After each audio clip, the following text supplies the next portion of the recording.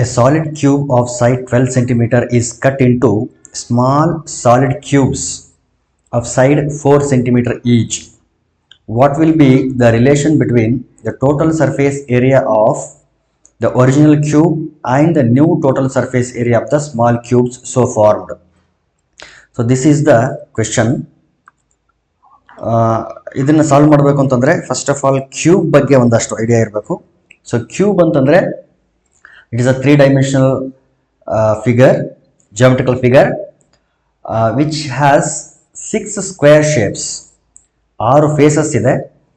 So 6 faces square ಶೇಪಲ್ಲೇ ಇರುತ್ತದೆ. So ಆ 6 ಫೇಸ್ಗಳ total ಏರಿಯಾನ ನಾವೇನಂತ ಕರಿತೀವಿ ಅಂತಂದರೆ ಟೋಟಲ್ ಸರ್ಫೇಸ್ ಏರಿಯಾ ಅಂತ ಕರಿತೀವಿ. If A is the length of one edge of cube then total surface area is given by 6a square. So ಇದು ಒಂದು idea ಇರಬೇಕು. ಈಗ ಕ್ಯೂಬ್ ಯಾವ ರೀತಿ ಇರುತ್ತೆ ಅಂದರೆ, ನಾವು ಜಾತ್ರೆನಲ್ಲಿ ಆ ಡೈಸನ್ನು ಅಥವಾ ಕ್ಯೂಬೆ ಅಂತ ಕರೀತಾರೆ. ಅದನ್ನು ಬೇರೆ ಬೇರೆ ಬೇರೆ ಬೇರೆ ಕಲರ್ಸ್ ಇರ್ತದೆ. ಸೊ ಒಂದೇ ಕಲರ್ಗಳನ್ನು ಜೋಡಿಸೋಂಥ ಒಂದು ಆಬ್ಜೆಕ್ಟ್ ಇದೆ, ಅದು ಆಟ ಆಡೋಂಥದ್ದು. ಸೊ ಅದನ್ನು ನಾವು ಏನು ಇಮ್ಯಾಜಿನ್ ಮಾಡ್ಕೊಂಡ್ರೆ ಈಸಿಯಾಗಿ ಅರ್ಥ ಆಗ್ತದೆ. ಸೊ ಅದನ್ನು ನಾನೇನು ಮಾಡ್ತೀನಿ ಅಂತಂದರೆ, ಇಲ್ಲಿ ಒಂದು ಸಣ್ಣ ಕ್ಯೂಬ್ ಥರ ಡ್ರಾ ಮಾಡೋಕ್ಕೆ ಟ್ರೈ ಮಾಡ್ತೀನಿ ನಾನಿಲ್ಲಿ.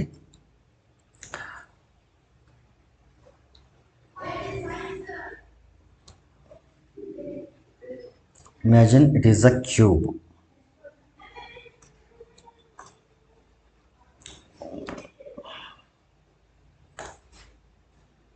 ಸೊ ಇಲ್ಲಿಂದ ಇಲ್ಲಿಗೆ ಜಾಯಿನ್ ಮಾಡೋಣ.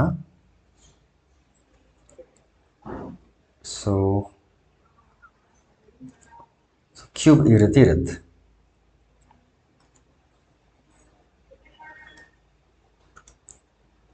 ಆ್ಯಕ್ಚುಲಿ ಹಿಂದ್ಗಡೆ ನಮಗೆ ಲೈನ್ಸ್ ಕಾಣಿಸಲ್ಲ, ಹಾಗಾಗಿ ಅದನ್ನು ಡಾಟೆಡ್ ಲೈನಿಂದ ನಾವು ರೆಪ್ರೆಸೆಂಟ್ ಮಾಡ್ತೀವಿ. ಇನ್ನು ಇದನ್ನು ಕೂಡ ಡಾಟೆಡ್ ಲೈನಿಂದ ರೆಪ್ರೆಸೆಂಟ್ ಮಾಡ್ಬೇಕು ನಾವು. ಯಾವುದು ಅಂದರೆ ಇಲ್ಲಿದೆಯಲ್ಲ, ಈ ಲೈನ್ ಕೂಡ ಡಾಟೆಡ್ ಲೈನೇ, ಯಾಕಂದರೆ ನಮಗೆ ಹಿಂದ್ಗಡೆ ಅದು ಕಾಣಿಸಲ್ಲ. ಸೊ ಇದು ಡಾಟೆಡ್ ಲೈನ್ ಆಗಿರಲಿ. ನಿಮ್ಗೆ ಅರ್ಥ ಆಗ್ತದೆ ಅಂತ ಹೇಳ್ಕೊಳ್ತೀನಿ ನಾನು. ಸೊ ಯೂಶ್ವಲ್ ಆಗಿ ಈ ಒಂದು ಕನ್ವೆನ್ಷನ್ನ ಯೂಸ್ ಮಾಡ್ತೀವಿ. ಈಗ ಇದು ಆ್ಯಕ್ಚುಲ್ ಕ್ಯೂಬ್. ಇದರ ಲೆಂತ್ ಎಷ್ಟಿದೆ ಅಂತಂದರೆ, ಎಡ್ಜ್ನ ಲೆಂತ್ ಎಷ್ಟಿದೆ ಒಂದು ಸೈಡ್ ಅಂತಂದರೆ 12 ಸೆಂಟಿಮೀಟರ್ ಇದೆ. So 12 centimetre. ಹಾಗಾದರೆ each edge will be of length 12 centimetre.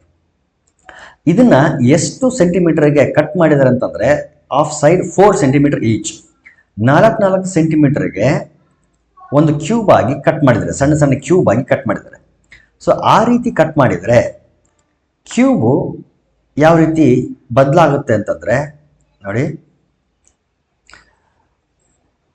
So ಈ ರೀತಿ ಚೇಂಜ್ ಆಗಿಬಿಡ್ತದೆ ಕ್ಯೂಬ್, ಸಣ್ಣ ಸಣ್ಣ ಕ್ಯೂಬ್ಗಳಾಗಿ ಚೇಂಜ್ ಆಗುತ್ತೆ.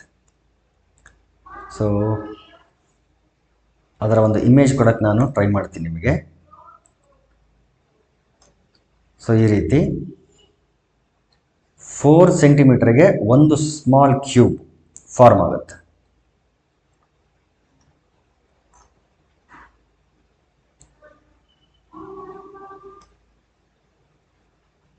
ನಿಮಗೆ ಒಂದು ಇಮ್ಯಾಜಿನೇಷನ್ ಬರ್ತಾ ಇರ್ಬೋದು, ಸೊ ಯಾವ ರೀತಿ ಕ್ಯೂಬ್ಗಳು ಫಾರ್ಮ್ ಆಗ್ತವೆ ಒಳಗಡೆ ಅಂತ, ಮತ್ತು ಅವು ನಂಬರ್ ಆಫ್ ಕ್ಯೂಬ್ಸ್ಗಳು ಕೂಡ ನಮಗೆ ಬೇಕೀಗ.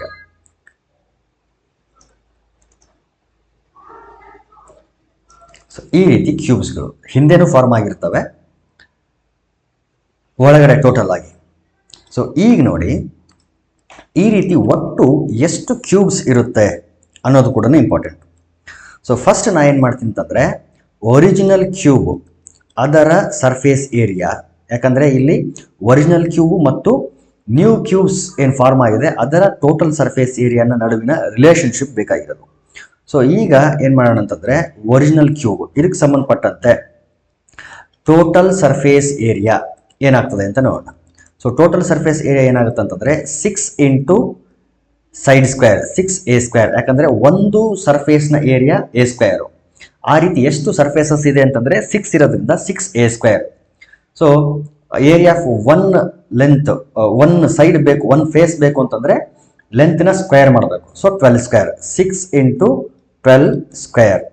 So it is equal to 6 × 12 × 12. ಇಷ್ಟಿರಲಿ, ಸಿಂಪ್ಲಿಫಿಕೇಶನ್ಗೆ ಈಸಿ ಆಗುತ್ತೆ ಇದು.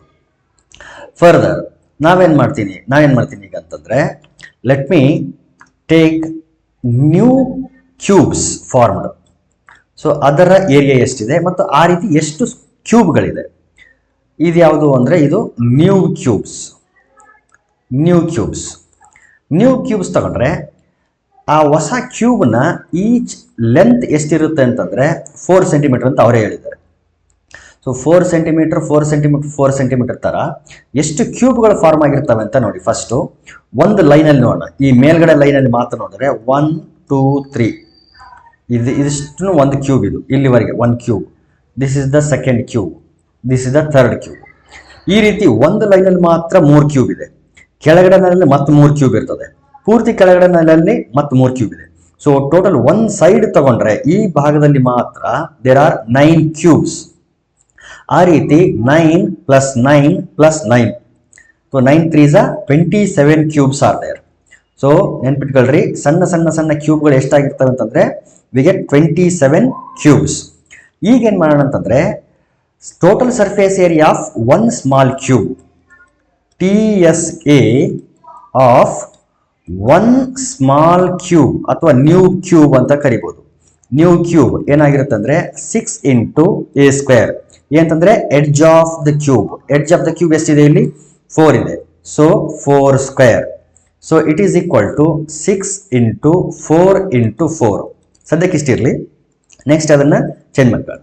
ಸೊ ಒನ್ ಸ್ಮಾಲ್ ಕ್ಯೂಬ್ದು ಸರ್ಫೇಸ್ ಏರಿಯಾ ಇಷ್ಟ ಆದರೆ ಆ ರೀತಿ ಎಷ್ಟು ಕ್ಯೂಬ್ಸ್ ಇದೆ ಅಂತಂದ್ರೆ 27 ಇದೆ. ದೇರ್ಫೋರ್ ಅಷ್ಟು ಕ್ಯೂಬ್ಗಳ ಟೋಟಲ್ ಸರ್ಫೇಸ್ ಏರಿಯಾ ಏನಾಗುತ್ತೆ? TSA total surface area of 27 small cubes is equal to 27 × 6 × 4 × 4. ಈಗ ratio original with new cube ತಗೋಬೇಕಾ ಅಥವಾ ನ್ಯೂ ಕ್ಯೂಬ್ ವಿತ್ ಒರಿಜಿನಲ್ ತಗೋಬೇಕಾ ಅಂತಂದ್ರೆ, ಇಲ್ಲಿ ನೋಡಿ, new total surface area first ಬಂದಿದೆ. ಹಾಗಾಗಿ new total surface area divided by old total surface area. ಈ ರೀತಿ ಏನಂದ್ರೆ ರೇಷಿಯೋ ತಗೊಳ್ಳೋಣ. ಈಗ ನ್ಯೂ ಟೋಟಲ್ ಸರ್ಫೇಸ್ ಏರಿಯಾ ಎಷ್ಟಿದೆ? 27 × 6 × 4 × 4 ಡಿವೈಡೆಡ್ ಬೈ ಒರಿಜಿನಲ್ ಎಷ್ಟಿದೆ? 6 × 12 × 12. ಡಿವೈಡ್ ಮಾಡಿ, 6 cancel, 4 1s 4 3s 4 1s 4 3s 3 1s 3 9s 27, 3 1s 3 3s 9.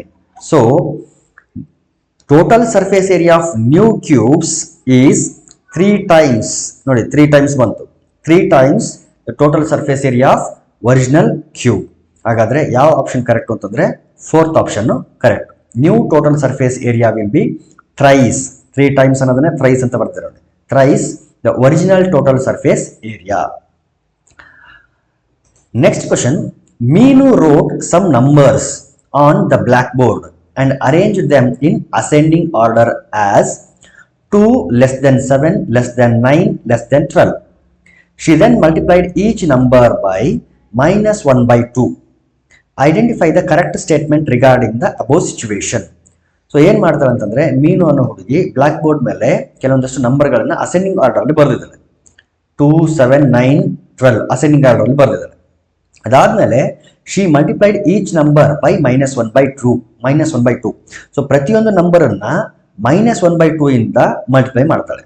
ಹಾಗಾದ್ರೆ ಈ ಸಿಚುವೇಶನ್ ಅಲ್ಲಿ ಕೆಳಗಿನ ಯಾವ ಸ್ಟೇಟ್ಮೆಂಟ್ ಕರೆಕ್ಟ್ ಆಗಿರ್ತದೆ ಅಂತ ಕೇಳ್ತಾರೆ. ಫಸ್ಟ್ ಸ್ಟೇಟ್ಮೆಂಟ್ ಏನಿದೆ ಅಂತಂದ್ರೆ, ascending order of numbers will still remain the same.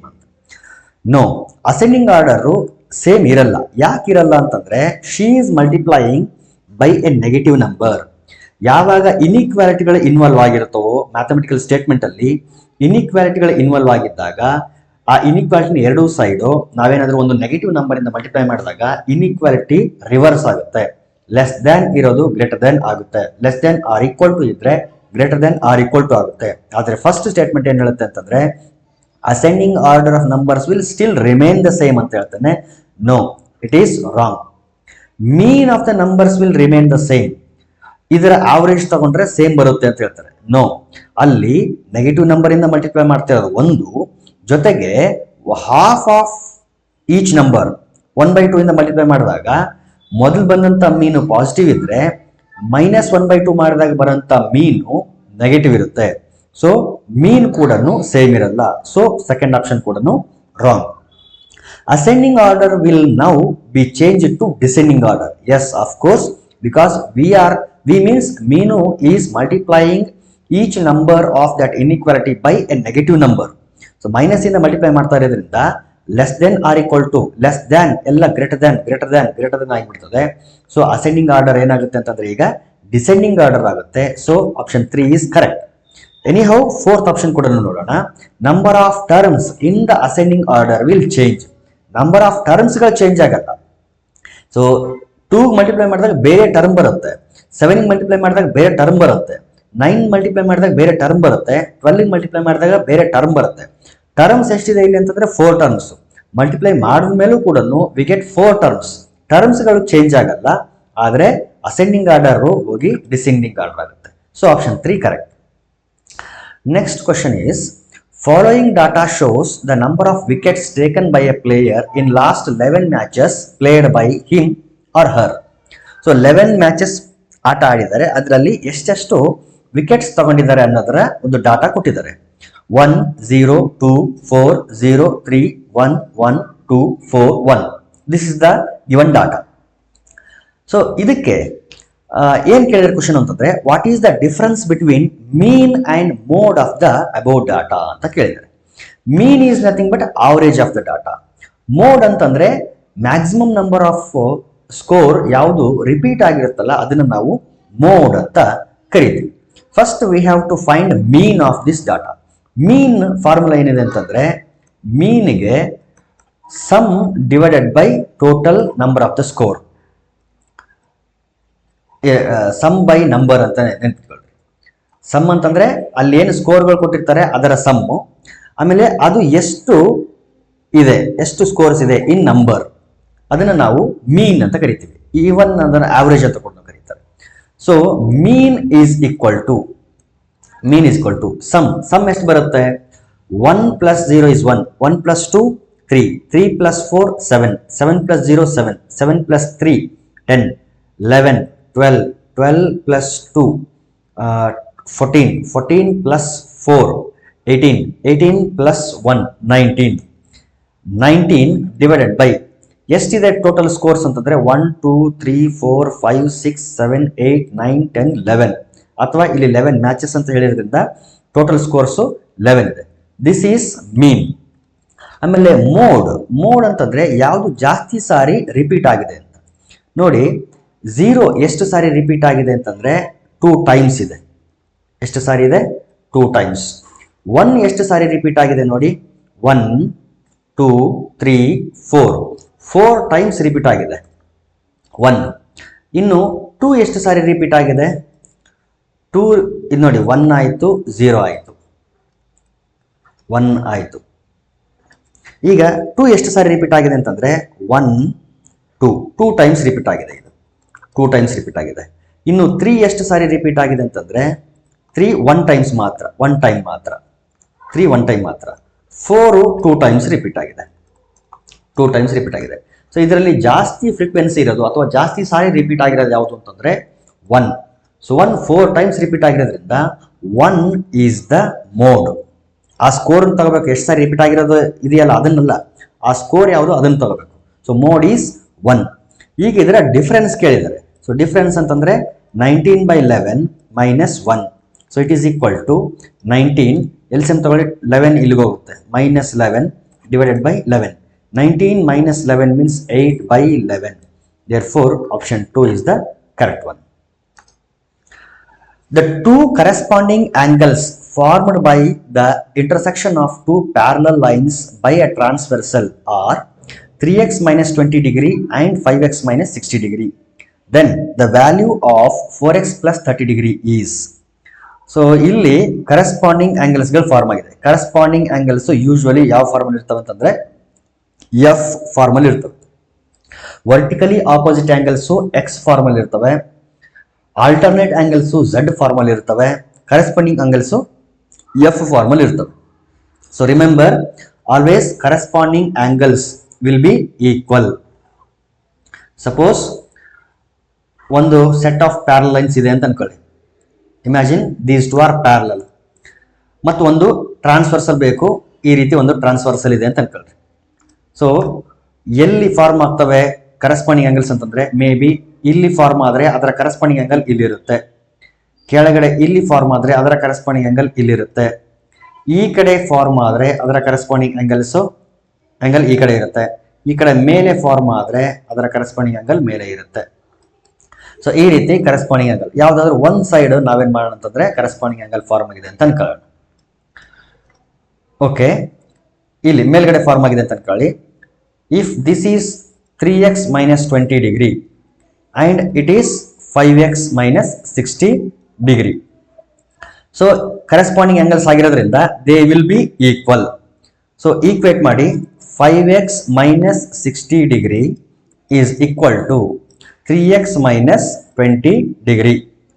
Equal ಮಾಡಿದಾಗ 3x ನ ಲೆಫ್ಟ್ ಸೈಡ್ ತಗೊಳ್ಳಿ, minus 60 ನ ರೈಟ್ ಸೈಡ್ ತಗೊಳ್ಳಿ.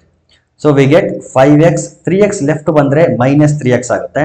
And it is equal to minus 60 right side ಬಂದ್ರೆ plus 60 degree, minus 20 degree ಮೊದಲೇ ಇತ್ತು. 5x minus 3x means 2x and it is equal to 60 degree minus 20 degree, it is nothing but 40 degree. 2x is equal to 40 degree ಆದರೆ x equal to ಎಷ್ಟು degree ಆಗ್ತದೆ? 20 degree. So we got x equal to 20 degree. ಇದನ್ನ ಇದರಲ್ಲಿ substitute ಮಾಡಿ. ಯಾವುದರಲ್ಲಿ?